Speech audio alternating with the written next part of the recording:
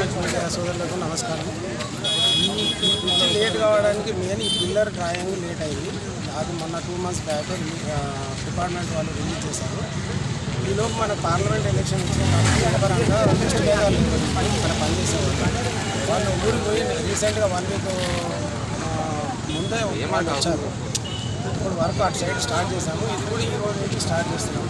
ఇది మ్యాక్సిమం మే వరకు కంప్లీట్ చేస్తాము.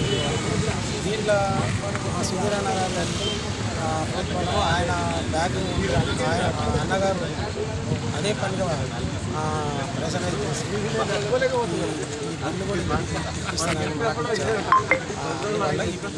ఇప్పటి నుంచి ఆకుండా స్పీడ్గా వర్క్ చేస్తాము.